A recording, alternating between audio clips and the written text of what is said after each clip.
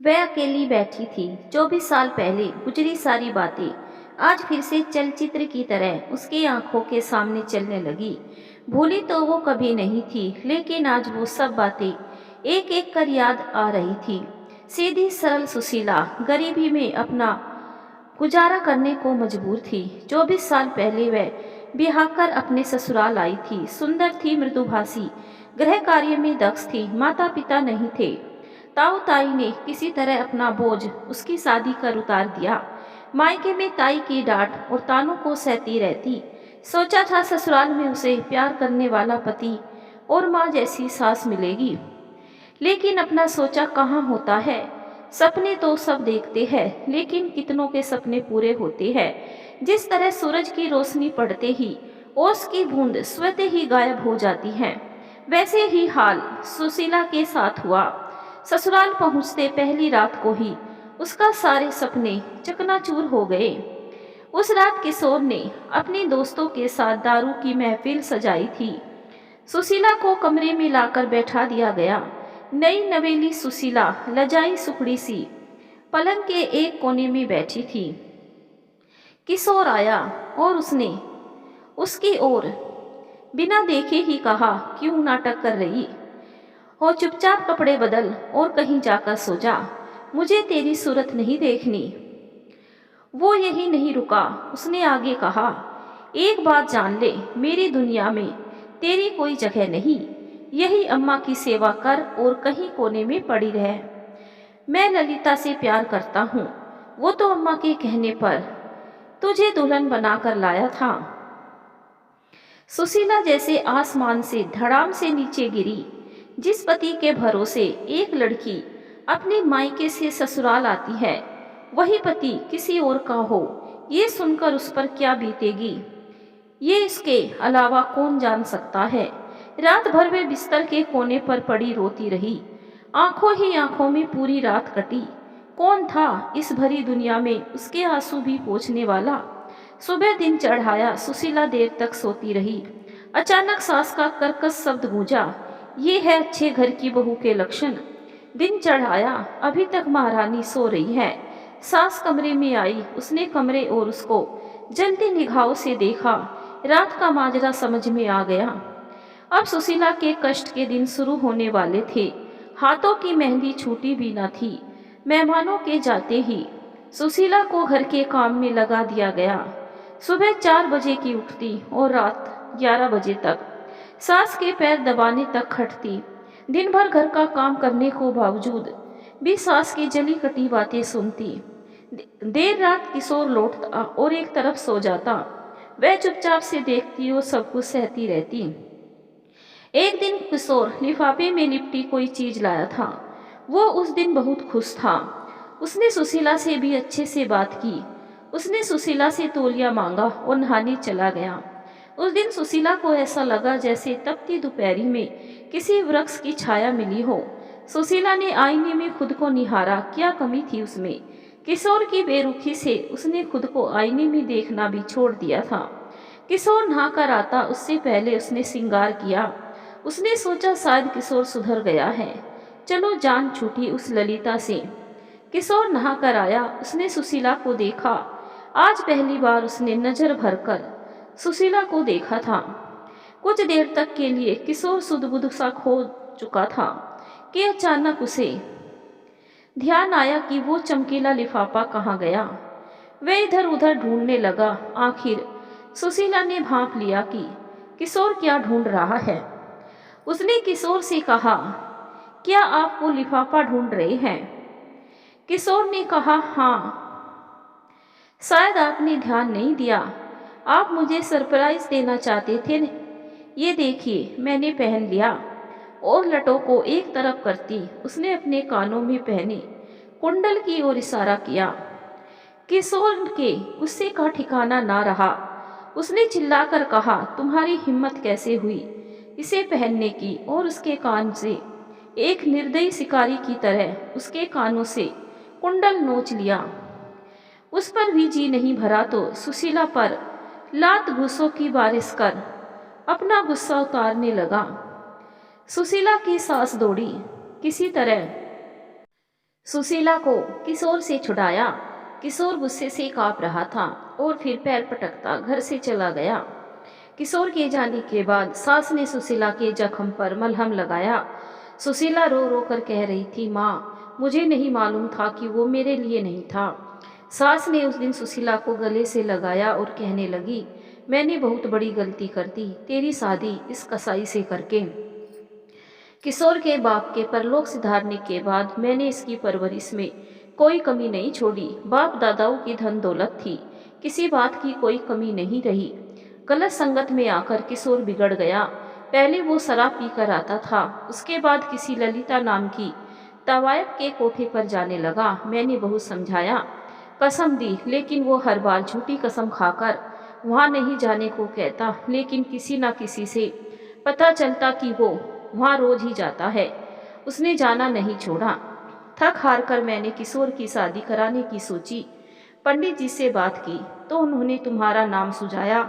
उन्होंने ये भी बताया कि तुम्हारे ताऊ ताई अच्छे से नहीं रखते। तुम्हारे रूप गुण की चर्चा भी की। जब मैं तुमसे मिली तो देखती ही रह गई। मुझे लगा कि तुम ही शायद इस किशोर को सुधार सकती हो। उसके सर से इस ललिता का भूत तुम्हारी खूबसूरती के आगे उतर ही जाएगा। लेकिन शादी के दूसरे दिन मैंने जान लिया कि तुम उसे अपना नहीं बना सकी। उसके बाद मेरी किशोर को सुधारने की रही सही आस भी जाती रही और वो गुस्सा हताश तुम्हें जली कटी सुनाकर शांत करती। सुशीला आज पूरी बात समझ पाई। अब सुशीला को कोई कामना नहीं रही, किसी की बात का कोई असर नहीं पड़ता। उसने अपनी जिंदगी यंत्र की भांति बना लिया था। किशोर का अस्तित्व उसकी जिंदगी से धुएं की तरह उड़ गया। लेकिन अब किशोर उससे बात करने का बहाना ढूंढा करता। जानबूझकर कोई सामान इधर उधर रख सुशीला को ढूंढने के लिए बुलाता। सुशीला चुपचाप से सामान ढूंढकर रख देती और कमरे से निकल जाती। सास उसे अपनी बेटी की तरह मानने लगी थी। सुशीला को जैसे माँ मिल गई थी। एक रात किशोर पी कर आया। सुशीला ने उसकी तरफ ध्यान नहीं दिया, वो लेटी रही। उस दिन शायद किशोर और ललिता में झगड़ा हुआ था। किशोर भावुक था। उसने सुशीला से मीठी मीठी बातें करनी शुरू की। सुशीला हर बात का जवाब हाँ या ना में देती। थोड़ी देर में किशोर ने घड़ियाली आंसू दिखाने शुरू किए। वह सुशीला से कह रहा था, सुशीला, मैं बहुत बुरा हूँ। मैंने तुमको उस ललिता के लिए मारा। तुम नहीं जानती सुशीला, पिताजी के गुजरने के बाद बुरी संगत में बहक गया। ये सच है कि पिताजी किसी भी घर का वट वृक्ष है। माँ का वात्सल्य और पिता की डांट एक किशोर वय के बच्चे के लिए बहुत जरूरी है, जो असमय पिताजी की मौत के बाद मुझसे छिन गई। फिर ललिता मेरी जिंदगी में आई। शराब और शवाब का नशा मुझ पर इस कदर हावी हुआ कि मैं बहता ही चला गया। सुशीला आखिर औरत थी, उसकी बातों से पिघल गई।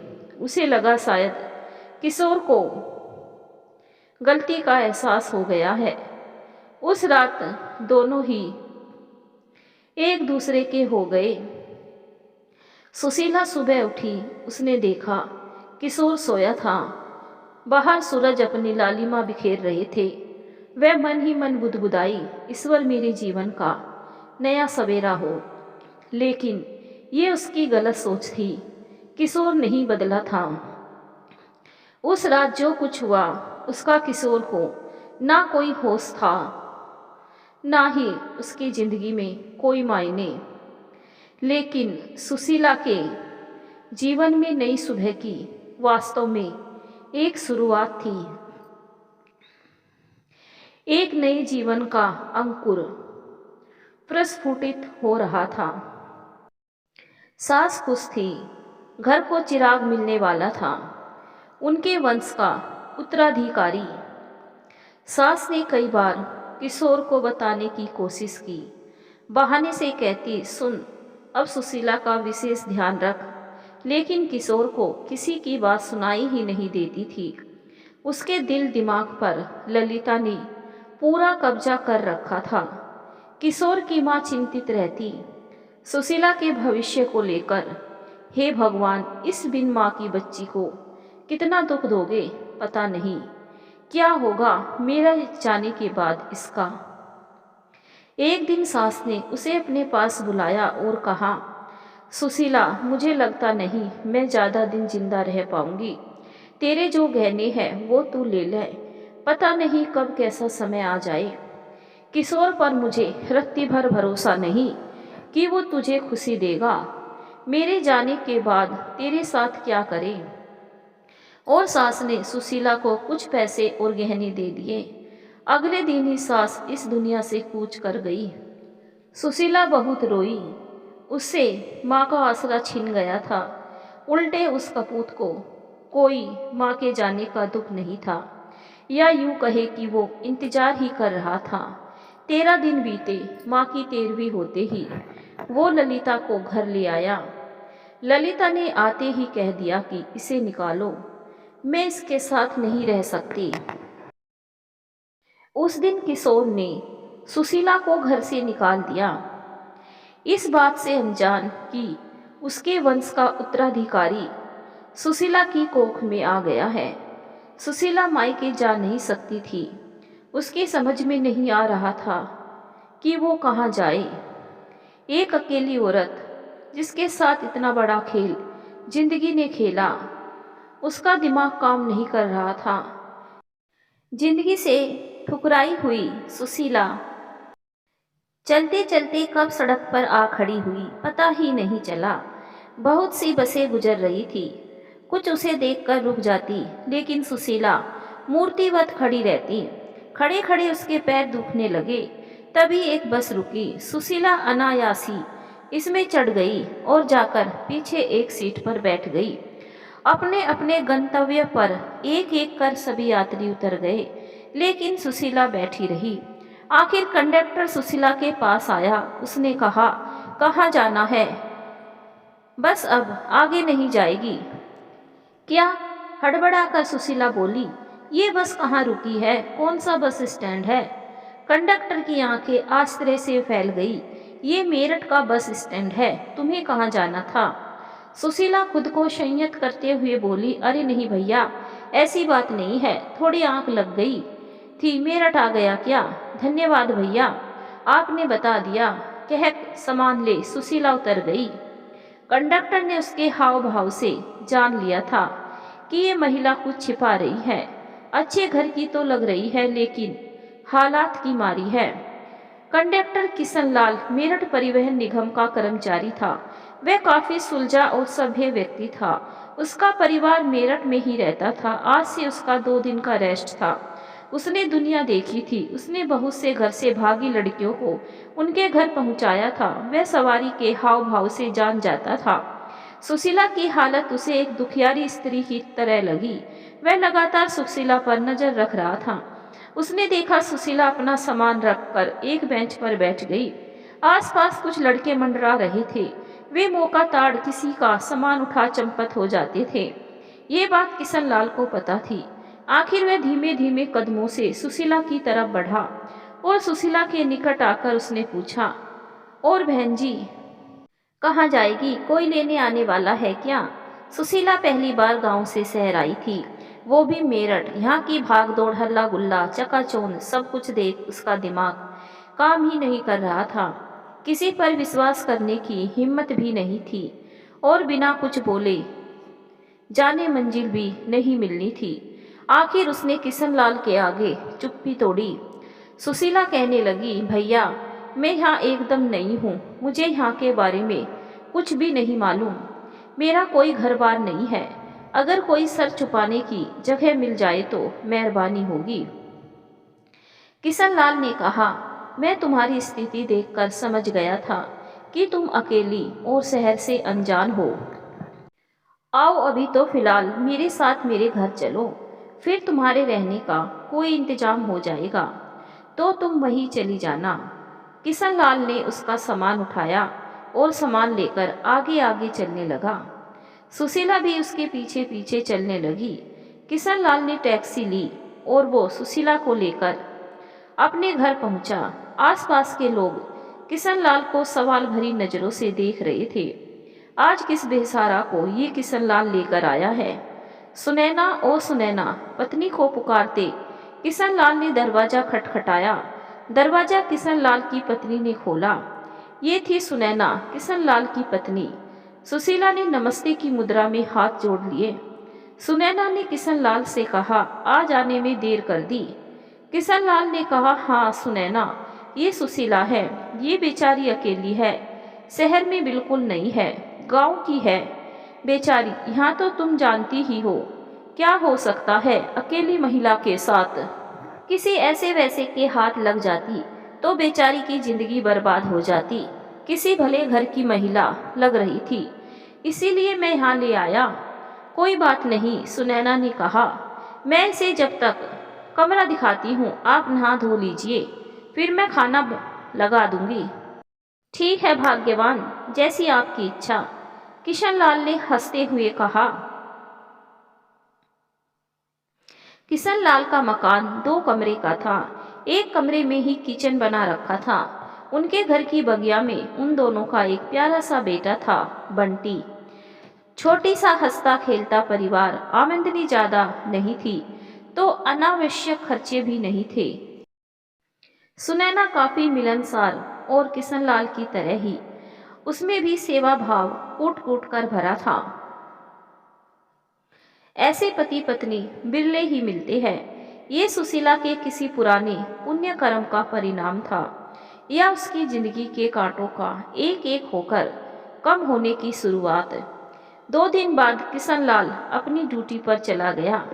सुशीला, सुनैना और उनका 9 साल का बेटा बंटी घर में रह गए। सुशीला ज्यादा कुछ बोलती नहीं, चुपचाप सारा घर का काम कर लेती थी। सुनैना मना भी करती, लेकिन सुशीला को तो इससे भी ज्यादा काम करने की आदत थी। सुनैना प्यार से उसके दिल में पड़ी गांठों को खोल रही थी। दोनों बहनों की तरह एक दूसरे के दुख सुख बांटने लगी थी।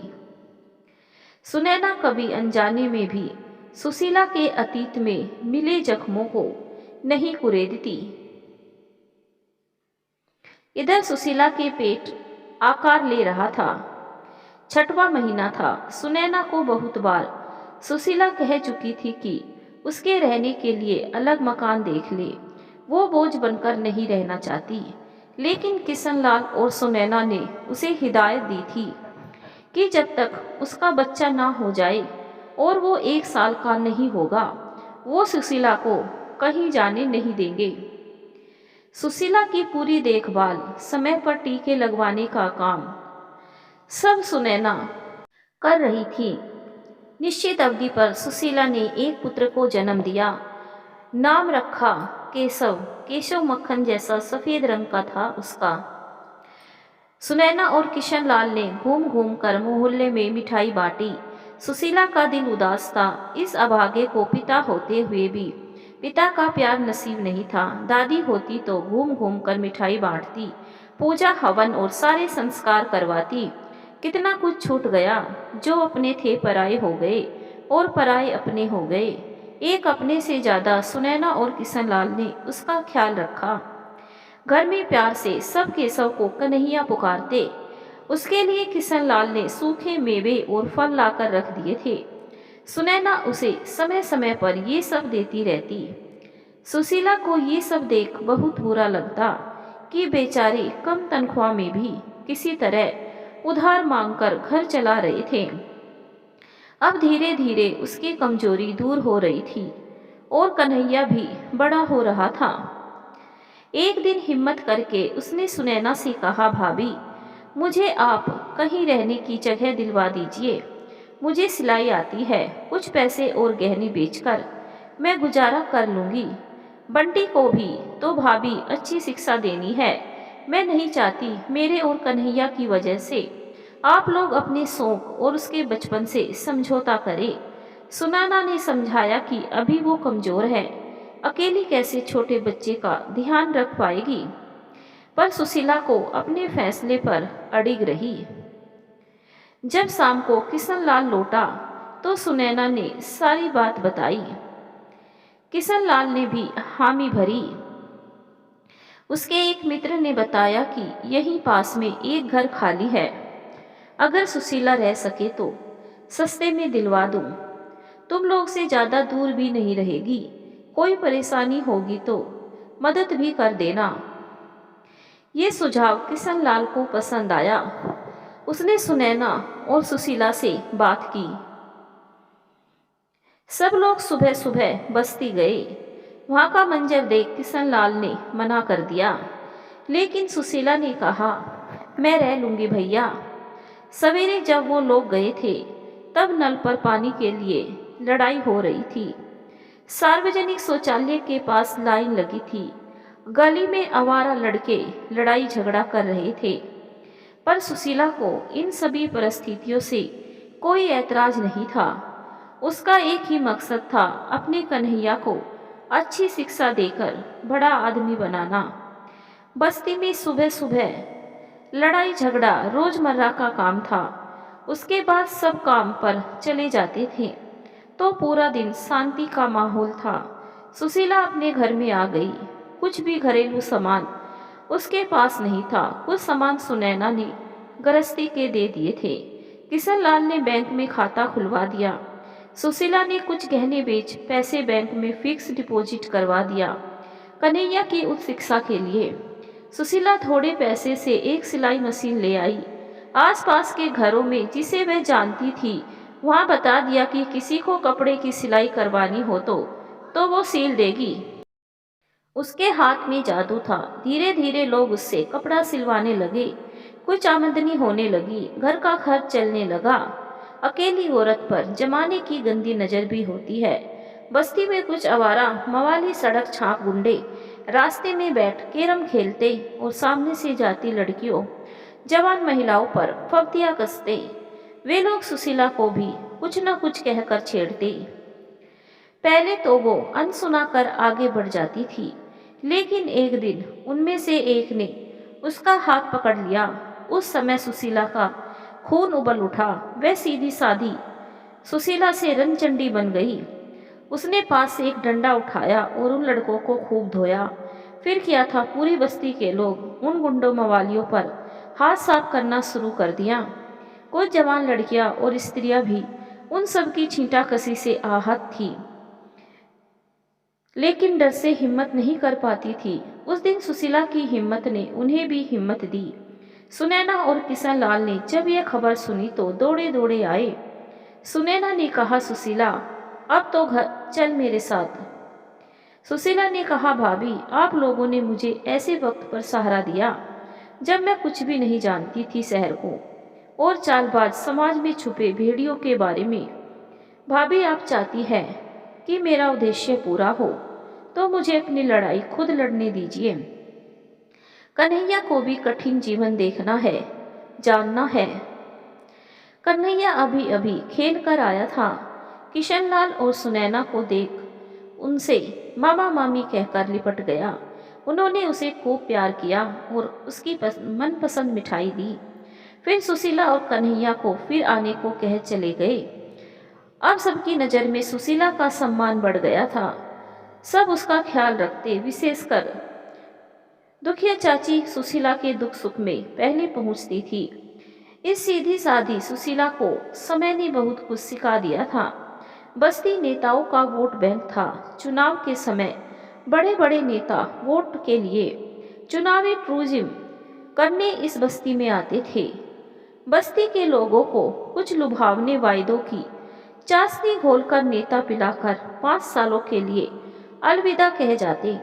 सुशीला ने बस्ती वालों से मिलकर अपने हितों की बातें इन नेताओं के सामने उठाने को कही, नहीं तो चुनाव का बहिष्कार करे बस्ती वाले। सुशीला की मेहनत रंग लाई। बस्ती वालों ने उसकी बात समझी। एक नेता ने तो उसकी बस्ती गोद ली। बेहतर सुविधाएं मिलने लगी बस्ती में। दिन महीने साल बीत रहे थे। सुशीला ने कन्हैया की पढ़ाई में कोई कसर नहीं रखी थी। अच्छे स्कूल से लेकर कॉलेज तक का फासला उसने अच्छे नंबरों से तय किया था। कन्हैया का एक मकसद था यूपीएससी की परीक्षा उत्तीर्ण करना। वह माँ के संघर्षों का शुरू से साक्षी रहा। उसने अपने पिता को नहीं देखा था तो सिर्फ अपनी माँ। वही उसकी दुनिया थी, वही उसकी भगवान। वह दुनिया की हर खुशी अपने माँ के कदमों में देना चाहता था। उसने माँ को चुपचाप अंधेरे में रोते देखा था। पूछने पर आंख में कुछ गिर गया बहाना बनाती थी। माँ की आंखें लगातार सिलाई करते कमजोर हो रही थी। इसीलिए वह पार्ट टाइम ट्यूशन पढ़ाकर माँ से नहीं करने को कहता। आज शाम कन्हैया की यूपीएससी परीक्षा में चयन होने की बधाई देने सुनैना और किशन लाल बधाई देने आए थे। आज सुशीला सुनैना से गले लगकर बहुत रोई। इतने सालों से वह छुप छुप कर रोती थी, किसी को अपना गम नहीं दिखाती। आज उसके आंसुओं का सैलाब बह निकला। ये खुशी के आंसू थे जो सबके दिल भिगो रहे थे। किशन लाल ने कहा, बधाई हो बेटा, कलेक्टर बन गया। अरे कन्हैया की अम्मा, बाहर तो आओ। बाहर शोर सुन अपने अतीत की यादों से बाहर आकर सुशीला अपनी झोपड़ी से निकली। अरे सुशीला, कन्हैया ने बड़ी वाली परीक्षा पास कर ली है। अब तो तू जिलाधिकारी की अम्मा बन गई। तू तो अब ये बस्ती छोड़ बड़े से घर में चली जाएगी। पड़ोस की औरतें और मर्दों के साथ राम प्यारी चाची भावुक होकर बोली। सुशीला का चेहरा चमक रहा था और आंसू आंखों से टप टप को बह रहे थे। ये आंसू भी ना समय देखते हैं ना मौका। अरे खुशी के समय भी बहने लगते हैं। सुशीला भागी भागी अंदर गई। मीठे में तो कुछ था नहीं, गुड़ के सिवा, तो वही गुड़ ले आई। लो चाची, मुंह मीठा कर लो। उसे सबको गुड़ देने में लज्जा महसूस हो रही थी, लेकिन वो करती भी तो क्या। ईश्वर ने उसके लिए क्या क्या सोचा था वो बेचारी क्या जाने। अभी तक तो कष्ट ही जीवन में मिले थे जो उसने कन्हैया का मुंह देख देख कर काट लिए। आज उसे पहली बार अपनी तपस्या का फल मिलता हुआ दिखाई पड़ा। इस समय कन्हैया भी घर पर नहीं था, सब लोग बधाई देकर जा चुके थे। किशन लाल ने कहा, अब इसे ट्रेनिंग में जाना होगा तो तुम अकेली रहोगी। अब तो चली आओ अपने मायके। बंटी भी तुम्हें देख खुश हो जाएगा, इस समय घर आया है। भैया उसे भी लिवा लाते। सुशीला ने कहा, अरे कानपुर से आते ही घर में कहाँ रहता है, स्कूल के दोस्तों से मिलने निकल जाता है। अगले साल तक मैं भी रिटायर हो जाऊंगा, फिर मैं और सुनैना उसी के साथ कानपुर जाकर रहेंगे। किशन लाल ने कहा, ये तो बहुत अच्छी बात है भैया। सुशीला ने कहा, अच्छा तो हम लोग चलते हैं। कन्हैया के ट्रेनिंग के बाद तू चली आना या मुझे बता देना, मैं तुम्हें लिवा ले जाऊंगा। ठीक है भैया। नियत तिथि पर कन्हैया ट्रेनिंग के लिए चला गया। आज पहली बार वो अकेली थी, घर काटने को दौड़ रहा था। पड़ोसी, रामप्यारी चाची सब मिलकर चले गए। सब खुश थे कन्हैया के लिए, लेकिन सुशीला यहाँ से चली जाएगी इसका गम भी था। कहते हैं ना, जिंदगी में किसी चीज को पाने के लिए हम पूरा अपना जोर लगा देते हैं, जब वो चीज मिलती है तो भी क्यों हम खुश नहीं हो पाते। आज सुशीला को भी यही अनुभूति हो रही थी। उसके जीवन में एक ठहराव सा आ गया था। कैसे रहेगी अकेली करीब 2 साल, वो यही सोच रात भर करवट बदलती रही। आज पता नहीं क्यों उसे किशोर की याद आ रही थी। उसने किशोर के किए के लिए उसे बहुत पहले माफ कर दिया था। आखिर उन कमजोर पलों में जो भी हुआ उसके ही परिणाम स्वरूप उसे उसके जीने का सहारा मिला था। अन्यथा अकेली होती तो कब की मर खप गई होती। उसका शरीर दर्द हो रहा था, शायद बुखार भी था। वह लेटी रही। इतने सालों तक उसने कभी अपने बारे में कभी सोचा ही नहीं, बस कन्हैया के पीछे ही लगी रही। यही चिंता लगी रहती कि उसे क्या बनाकर खिला दूं।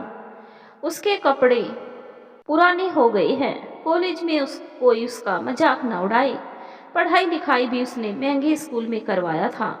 सास से जो गहने मिले थे उसे बेचकर बैंक में जमा करवा दिया था। सिलाई और कन्हैया के ट्यूशन से घर का खर्च चलता था। कन्हैया के ट्रेनिंग में जाते समय किशन लाल ने कुछ पैसे देने चाहे तो सुशीला ने मना कर दिया। ये कहकर कि भैया मैंने कुछ पैसे दे दिए हैं और फिर वहाँ तो इसे तनख्वाह भी मिलेगी ही। आज जब सुशीला पानी भरने घर से बाहर नहीं निकली, तब राम प्यारी चाची को सुशीला की चिंता होने लगी। वे उसका हालचाल लेने उसके कमरे पे पहुंची। चाची ने सुशीला का शरीर छुआ। अरे तुझे तो बहुत तेज बुखार है। उसके बाद चाची ने बस्ती के एक लड़के को डॉक्टर लाने के लिए भेजा। लड़का वहीं पास के एक डॉक्टर को लिवा लाया। डॉक्टर ने सुशीला की जांच की और बताया वायरल बुखार है। कुछ दवाई दे रहा हूँ, समय पर खिला दीजिएगा। सुनैना भाभी को जैसे ही खबर मिली वह दौड़ी चली आई और जब तक सुशीला ठीक नहीं हुई वह उसकी देखभाल करती रही। सुशीला सोचती ईश्वर बड़ा दयालु है, अगर कुछ छीनता है तो उसे दुगुना देता भी है। किशन लाल भाई और सुनैना भाभी जो मेरे कुछ भी नहीं लगते थे, आज वह अपनों से भी ज्यादा है। माँ बाप को छीना ताऊ ताई ने जैसे तैसे बोझ समझकर परवरिश की। सोचा शादी होगी तो भाग्योदय होगा, लेकिन वहाँ भी रुसवाई मिली जब कोई सहारा नहीं था। वह दुनिया में अकेली थी। तब कन्हैया को ईश्वर ने मेरी गोदी में डाल दिया। शायद अगर मैं गांव में रहती और सब कुछ सामान्य रहता तो क्या कन्हैया कलेक्टर बनता, बाप की तरह दौलत लुटाता और शराब पीता। यह सब सोचकर सुशीला के मन में एक गहरा संतोष उपजा। उसके पास छोटा मोबाइल फोन था जिस पर कन्हैया अपनी माँ को रोज फोन करता है। उसने बताया, माँ मेरा कैंपस बहुत बड़ा है, करीब 190 एकड़ में फैला है। अगले महीने मैं तुम्हें नया फोन भेजूंगा, उससे तुम मुझे और मेरे कैंपस को देखना। सुशीला कहती, अरे नहीं रे, मुझे बड़ा फोन कहाँ चलाना आएगा। अरे माँ, अपना गोविंद बस्ती का मोबाइल मास्टर उसे कह दूंगा, तुम्हें सिखा देगा, कन्हैया ने कहा। अगले महीने कन्हैया ने बताया, माँ आज कोरियर आने वाला है, ले लेना। सुबह से घर से बाहर ही टहल रही थी, अंदर कमरे में जाना चाह रही थी, फिर सोचती है कि पता नहीं कभी वापस चला जाएगा। राम प्यारी चाची ने सुशीला को बाहर अंदर करते देखा तो पूछा, अरे सुशीला क्या हुआ, किसी का इंतजार कर रही हो क्या? हाँ चाची, वो कोरियर वाला आने वाला है, कन्हैया ने मोबाइल भेजा है, उसी का इंतजार कर रही हूँ। चाची ने पूछा, कन्हैया ठीक तो है? सुशीला ने कहा, हाँ चाची, अब तो उसे तनख्वाह भी मिलने लगी है। 3 महीने बाद उसको पता भी चल जाएगा कि कौन से राज्य में उसकी पोस्टिंग होगी। चाची ने कहा, अच्छा तुम सहारनपुर की हो ना? हाँ चाची, मैंने मनौती मानी थी कि दुलारे कुछ बन जाएगा तो मैं गांव के माता के मंदिर में चुनर चढ़ाऊंगी। सहारनपुर नाम से सुशीला फिर विचलित हो गई। तब तक कुरियर वाला आ गया। उसने कहा, केशव जी ने कुछ भेजा है। सुशीला देवी कौन है? सुशीला शर्माती हुई आगे बढ़ी और बोली, जी मैं ही हूँ। कोरियर वाले ने उसे पैकेट पकड़ाया और चला गया। सुशीला ने कोरियर वाले से डब्बा लिया। तब तक चाची गोविंद को बुला लाई। गोविंद ने पैकेट खोल फोन निकाला और उसमें सिम डालकर चालू कर दिया। कन्हैया ने सिम भी खरीद कर भेजा था। थोड़ी देर में कन्हैया का फोन भी आ गया। जानकर खुश हुआ कि फोन मिल गया। उसने कहा, अभी क्लास है, शाम को किसी समय वीडियो कॉलिंग करूंगा। सुशीला शाम का बेसब्री से इंतजार कर रही थी।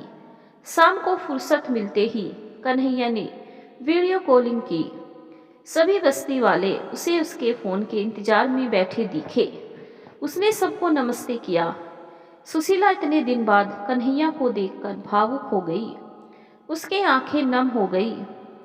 कन्हैया ने सबको वीडियो कॉल के जरिए अपनी एकेडमी हॉस्टल दिखाया, फिर टेनिस कोर्ट जहां वो रोज टेनिस खेलने जाता था। वह हर महीने सुशीला के लिए अच्छी अच्छी साड़ी और जरूरत की चीजें भेजता। सुशीला चुपचाप रखती जाती या फिर सुनैना भाभी को दे देती। उसकी जरूरतें ही सीमित हो गई थी बहुत।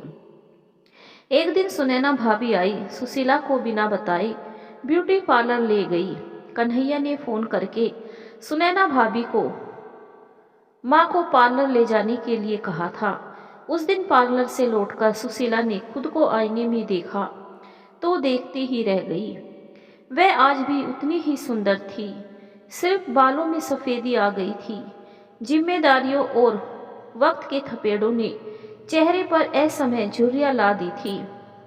पार्लर वाली ने कुछ नुस्खे और क्रीम भी बताया। उस दिन कन्हैया ने जब फ़ोन किया तो माँ को देखता ही रह गया। उसने कहा, माँ तुम ऐसे ही रहा करो। अब मेरा ट्रेनिंग पीरियड 2 साल से घटकर 1.5 साल का हो गया है। मैं जल्दी वापस आऊँगा। 3 महीने बाद उसे यूपी कैडर मिल गया। इसी बीच कन्हैया ने अपना पूरा भारत भ्रमण किया। ऑफिस में जिला स्तर पर काम किया। अंत में ट्रेनिंग मेरठ में थी। कन्हैया ट्रेनिंग करके आ गया। सभी मिलने आए, किशनलाल, सुनैना, बंटी और बस्ती के सभी लोग। सब लोग खुश थे। उनके अपने बीच के एक बच्चे को कलेक्टर बनते हुए खुशी और गम का मिश्रित भाव था। उनका सभी दुखी भी थे कि अब सुशीला हमेशा के लिए बस्ती से चली जाएगी। राम प्यारी चाची का रो रो कर बुरा हाल था। उनके घर वाले समझाए जा रहे थे। सुशीला भी बहुत दुखी थी। इतने सालों तक वहाँ के हर बस्ती वाले से उसे स्नेह मिला था। लोगों ने हर मुसीबत में उसका साथ दिया था। कन्हैया की पोस्टिंग मेरठ हुई थी। एसडीएम के पोस्ट पर ज्वाइनिंग के लिए 7 दिन का समय मिला था। सुशीला ने कहा, बेटा मुझे सहारनपुर गांव भी जाना है। वहाँ मुझे माता के मंदिर में चुनरी चढ़ानी है। ठीक है मेरी माँ, 2 दिन तो मेरठ घूम लो। जब से आई है यहीं 4 दीवारी में कैद हो। ज़्यादा बचपन में मेरे स्कूल तक गई हो। जाने से पहले मैं भी काम निपटा लूँ। सहारनपुर के लिए निकलेंगे। ठीक है ना मेरी माँ। और केशव सुशीला के गले लग गया। वात्सल्य छलक आया सुशीला के रोम रोम में। अगले दिन सुशीला और सुनैना को मेरठ दिखाने के लिए केशव ने गाड़ी बुलवा दी। केशव को कुछ सरकारी कागज लेना था। वह वहाँ चला गया। सुशीला की अगले दिन कहीं जाने की हिम्मत नहीं हो रही थी। उसने कहा, आज मैं आराम करूंगी। कन्हैया ने कहा, जैसी तुम्हारी इच्छा। अगले दिन भरे मन से सभी बस्ती वालों को अलविदा कर दोनों माँ बेटे अपने नए घर के लिए रवाना हो गए। वहाँ आलीशान मकान, नौकर चाकर सब उनकी अगवानी में पलके बिछाए इंतजार कर रहे थे। सुशीला यह सब देखकर फूली नहीं समा रही थी। कन्हैया ने कहा, माँ मुझे अब केशव ही कहकर पुकारना। सुशीला सचेत थी। उसने कहा, हाँ तू केशव ही तो है। मैंने तो आदत डालनी शुरू कर दी, देखा नहीं तूने। और दोनों हंसने लगे। केशव ने कहा, माँ आज थकावट ज़्यादा है, खाना खाकर सो जाते हैं। लखन टेबल पर खाना लगा दो। केशव ने रसोइया को आदेश दिया। खाना समय से टेबल पर लगा दिया। सुशीला को कभी कुर्सी पर बैठकर खाने की आदत नहीं थी। उसने नौकर से कहा, मेरी तबीयत ठीक नहीं है, मुझे कमरे में खाना दे दो। केशव समझ रहा था अपनी माँ की परेशानी। वह उसके आने पर मंद मंद मुस्कुरा रहा था। अगले दिन सुबह सुशीला जल्दी नहा धोकर तैयार हो गई। उसने केशव से कह दिया था कि देर मत करना। माँ के आदेश था, इसीलिए केशव जल्दी उठ गया। ड्राइवर तैयार था। दोनों जल्दी कार में बैठकर निकल गए। सुशीला देख रही थी खेत खलियान, सड़क के आसपास कितने बड़े बड़े कॉलेज खुल गए हैं, कितना विकास हो चुका है। उसने तो आज तक कभी भी ठीक से प्रकृति को निहारा ही नहीं था। बच्चों के जैसी चपलता उसके चेहरे पर परिलक्षित हो रही थी। वह समझ नहीं पा रही थी आज वह इतनी खुश क्यों है। जिस गांव से उसे निकाला गया उसी गांव में आने का बहाना ढूंढ उसने माता के मंदिर में चुनरी चढ़ाने के लिए कर लिया था। बीच में गाड़ी रुकवाकर केशव और ड्राइवर ने चाय नाश्ता किया, लेकिन सुशीला ने कुछ नहीं खाया पिया। थोड़ी देर में वो गांव पहुंच गए। विकास की लहर गांव-गांव तक पहुंच गई थी। पक्की सड़कें, पक्के मकान, लेकिन एक चीज नहीं बदली। महिलाएं आज भी लंबा घूंघट कर खेतों में काम करती मिली। गांव वालों से उन्होंने मंदिर का रास्ता पूछा, क्योंकि सुशीला को याद नहीं था। वह मंदिर पहुंचे। पहले मंदिर छोटा हुआ करता था, अब कितना भव्य हो गया, सुशीला ने सोचा। बाहर पूजा की सामग्री मिल रही थी। सुशीला ने चुनरी, फूल, माला खरीदी और माँ के दर्शन को पहुंच गई। पंडित जी ने चुनरी, फल फूल, मिष्ठान अर्पित कर सुशीला और केशव को दिए। सुशीला ने उस पंडित जी से जब सीताराम मिश्र पंडित जी का नाम पूछा तो वह चौंका। उसने बताया, वे मेरे पिताजी हैं। सुशीला ने कहा, हमें मिलना है। तो वह पास में बने एक छोटे से घर में उन्हें छोड़ मंदिर लौट आया। पंडित जी कुर्सी पर बैठे थे, सामने पंचांग और जन्म पत्रियां रखी थी। उनका बारीकी से अध्ययन कर रहे थे। सुशीला सर पर पल्लू रख पंडित जी के पैरों पर झुकी और उनके पैर छुए। केशव को भी सुशीला ने आंखों से इशारे से उनके पांव छूने का इशारा किया। सुशीला की सास किशोर के लिए पूजा हवन इन्हीं पंडित जी से करवाती थी। कौन? पंडित जी ने चश्मा ऊपर उठाकर निहारा। सामने सौम्य साड़ी में लिपटी अधेड़ वे की महिला उनका नाम लेकर बोल रही थी। यह शहरी महिला कौन है और ये मुझे कैसे जानती है? पंडित जी ने दिमाग पर जोर लगाया, लेकिन कोई फायदा नहीं हुआ। उन्होंने कहा, बहन जी, आप ही अपना परिचय दे दीजिए, मैं तो आपको पहचान नहीं पा रहा हूँ। सुशीला ने कहा, मैं किशोर जी की पत्नी सुशीला हूँ। पंडित जी उछलकर खड़े हो गए, जैसे एक साथ हजारों बिच्छुओं ने डंक मार दिया हो। अरे मालकिन आप! थोड़ी देर तक वो जैसे गहरी सोच में चले गए, फिर लंबी सांस भरकर कहने लगे, कितनी खराब किस्मत है किशोर बाबू की। सुशील संस्कारी दुल्हन मिली थी जिसकी उन्होंने कद्र नहीं की। उस तवायफ ललिता के प्रेम में गिरफ्तार होकर आपको निकाल दिया। लेकिन कहते हैं ना कि ईश्वर की लाठी में आवाज नहीं होती। ललिता को ब्याह तो लाए, लेकिन ललिता उनकी गैर मौजूदगी में गैर मर्दों को घर पर बुलाती उस पवित्र घर को कोठा बना दिया था। एक दिन किशोर बाबू ने रंगों हाथों पकड़ लिया। उस दिन खूब हंगामा हुआ। किशोर बाबू ने उसे घर से बाहर निकाल दिया। तब से ललिता किशोर बाबू से खुन्नस खाकर बैठी थी। बदले की आग अपने सीने में दबाए सही मौके का इंतजार करने लगी। एक दिन सुलह करने के बहाने ललिता ने किशोर बाबू को अपने घर बुलाया। फिर अपने गुंडों से किशोर बाबू के खूब जमकर पिटाई करवाई। जब उन लोगों को लगा कि अब बाबू साहब नहीं रहे, तो उन्हें गन्ने के खेत में फेंक दिया और बड़ी आसानी के साथ दूर चली गई। गांव वालों ने जब केशव बाबू को देखा तो उठाकर लाए। 2 दिनों तक होश में नहीं आए। जब 2 दिन बाद उन्हें होश आया तो सर पर चोट लगने की वजह से उन्हें लकवा मार गया। वह अब बिस्तर पर ही रहते हैं। आपका पुराना नौकर बहादुर ही उनकी सेवा करते हैं। सच कहूँ मालकिन, अब उनमें जीने की इच्छा भी नहीं बची। जबकि एक बार मैंने जिक्र किया था कि मैं एक जाने माने योग विशेषज्ञ को जानता हूँ। उन्होंने बहुतों को ठीक किया। उन्होंने साफ मना कर दिया। कहा, पंडित, किसके लिए जीऊं? कोई है मेरा एक पत्नी थी, पता नहीं बेचारी किस हाल में होगी, कैसी होगी, होगी भी या नहीं, और कहकर रोने लगते।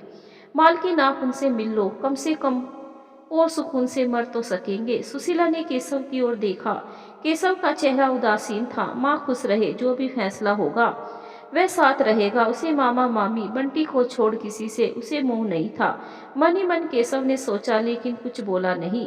सब लोग किशोर के घर पहुंचे। सुशीला का ससुराल यही तो नई दुल्हन बनकर आई थी। उसके सामने चलचित्र की तरह दृश्य आते जा रहे थे। कैसे सास ने उसका स्वागत किया था नई दुल्हन के रूप में। पंडित जी ने अंदर जाकर किशोर के कान में कुछ कहा। किशोर व्याकुल हो उठा। मेरी सुशीला आई है, मेरी सुशीला को बुलाओ पंडित जी। वह बिस्तर से उठने की कोशिश करने लगा, लेकिन नाकाम। हताश होकर सूनी आंखों से पंडित जी को निहारने लगा। पंडित जी बाहर आकर कुछ कहते, इससे पहले ही सुशीला अंदर कमरे में घुस गई। उसका कमरा कितनी सादगी से सजाया था। उसने अपना कमरा, लेकिन अब भड़कीले गंदे गंदे चित्र दीवारों पर फटे पड़े थे। शायद कुछ को तो उखाड़ा भी गया था। ये सब उसी ललिता का काम था। मन ही मन सुशीला ने सोचा, सुशीला, मेरी सुशीला। बिस्तर पर लेटा किशोर बहुत वृद्ध और असहाय दिखाई दे रहा था। सुशीला को किशोर का गर्वीला चेहरा ही याद था। बड़ी बड़ी घनी मूछें, सुंदर सजीला था किशोर। उसकी चौड़ी छाती में उसे खो जाने का मन होता था, लेकिन ये अधिकार उसे पत्नी होते हुए भी नहीं मिला था। पंडित जी कमरे से बाहर जा चुके थे। अब सुशीला और किशोर के अलावा कोई नहीं था। किशोर की आंखों में आंसू थे। मुझे माफ कर दो सुशीला, मेरी आंखों पर पट्टी पड़ कब की उतर चुकी है। मुझे अपने पराई का अंतर समझ में आ गया। मैंने तुम्हें बहुत दुख दिया था। और किशोर फपक फपक कर रो पड़ा। सुशीला का कोमल हृदय किशोर के आंसू देख पिघल गया। आखिर नारी थी। नारी कितने भी दर्द सह लेती है, लेकिन उसका कोई अपना आंसू बहे वह कभी बर्दाश्त नहीं कर सकती। सुशीला ने आंचल से किशोर के आंसू पोंछे और बोली, मैंने आपको कब का माफ कर दिया, आपको सजा ईश्वर ने दे दी। इतना कहते सुशीला ने केशव को आवाज लगाई, बेटा केशव अंदर आ जा। किशोर की आंखों में सवाल साफ नजर आ रहे थे, क्या तुमने दूसरी शादी कर ली? व्यक्ति कितना खुदगर्ज होता है। किशोर ने सुशीला को घर से निकाल भरी दुनिया में गिद्धों के सामने छोड़ दिया। एक बार भी मानवता के नाते भी नहीं सोचा कि बेचारी यहाँ से निकलकर कहाँ जाएगी, और आज पूछ रहा है कि तुमने दूसरी शादी कर ली। सुशीला का दिमाग बिजली की तरह कौंधा। उसने लंबी श्वास भरी। नहीं, जब आपने मुझे निकाला था तब मेरे गर्भ में आपकी निशानी थी। मैं अब तक जिंदा थी तो सिर्फ इसके लिए, वरना मैं तो कब की मर खप गई होती। तब तक केशव अंदर आ गया। आज आपका बेटा कलेक्टर बन गया है, सुशीला ने केशव की तरफ प्यार से देखते हुए कहा। सच हे भगवान, मुझे अपनी आंखों और कानों पर विश्वास नहीं हो रहा है। मैं कोई सपना तो नहीं देख रहा हूँ। मैं खुशी से पागल हो जाऊंगा। बहादुर जाओ, पूरे गांव में मिठाई बंटवा दो। किशोर पागलों की तरह खुशी से चिल्लाया। मेरी सुशीला और मेरा बेटा आए है, किशोर ने धीरे से कहा। केशव को किशोर को देख कोई सहानुभूति नहीं हुई। वह जल्दी से जल्दी इस व्यक्ति को, जो बदकिस्मती से उसका पिता था, उसके पास से अपनी माँ को ले जाना चाहता था। केशव ने माँ की तरफ देखकर कहा, चलो माँ, वापस चलते हैं। सुशीला सोच रही थी, काश केशव भी किशोर को माफ कर दे, उनके पैर छूकर आशीर्वाद ले। आखिर यही संस्कार तो उसने सिखाया था। लेकिन केशव का व्यवहार किशोर की तरफ शुष्क रहा। किशोर की खुशी को अचानक जैसे किसी ने रोन दिया हो। रोकने का हक उसे नहीं था। आखिर किस मुंह से रोकता भी सुशीला को। सुशीला ने किशोर से कहा, अब मैं चलती हूँ, बीच बीच में आती रहूंगी। किशोर ने कुछ नहीं कहा, चुपचाप जाते हुए देखने लगा। सुशीला बाहर गई। उसने केशव से कहा, तू चला जा, मैं नहीं जा सकूंगी, तेरे बाबा को मेरी जरूरत है। केशव ने कहा, क्यों माँ, कब तक तपस्या करोगी? जब तुम्हारे सुख भोगने के दिन आए हैं तो तुम उस आदमी की सेवा करने जा रही हो जिसने कभी तुम्हारी कद्र ही नहीं की। उसने आगे कहा, आज वह ललिता बेवफा नहीं निकलती तो क्या वह तुमसे माफी मांगते, कभी पछतावा करते? बेटा तू नहीं समझेगा, सुशीला ने कहा। एक पत्नी के नाते नहीं, मानवता के नाते उनका मेरे सिवा है कौन? मेरी सास ने मुझे माँ के जैसा प्यार दिया, उसके बेटे को मैं यूं ही उसके हाल पर कैसे छोड़ दूं? भावना में बहकर उन्होंने मुझे तुझ जैसा बेटा दिया, उसे कैसे छोड़ दूं? तू जा बेटा, मैं बीच बीच में आती रहूंगी। पर माँ, मैं तेरे बिना कैसे रहूंगा? मुझे तेरी जरूरत है। केशव रोने लगा। बेटा, मैं तुझसे कहाँ दूर हूँ, बस ये सोच ले, मैं अपना फर्ज पूरा कर रही हूँ। जिस दिन तुम्हारे बाबा ठीक हो जाएंगे मैं तेरे पास वापस आ जाऊंगी, और जब तेरी छुट्टी हो तो यहाँ आ जाया करना, सुशीला ने कहा। सुशीला कह तो रही थी, लेकिन केशव से दूर होने का फैसला उसके दिल को कचोट रहा था। सालों बाद तो आया था। दिल पर पत्थर रखकर उसने केशव को विदा किया। केशव ने काला चश्मा लगा लिया। वह नहीं चाहता था कि माँ उसकी आंखों के आंसू देखे। और इधर सुशीला अपने आंसू रोकने की भरसक कोशिश कर रही थी। केशव की गाड़ी जाते ही उसकी आंखों से आंसुओं का सैलाब बह निकला।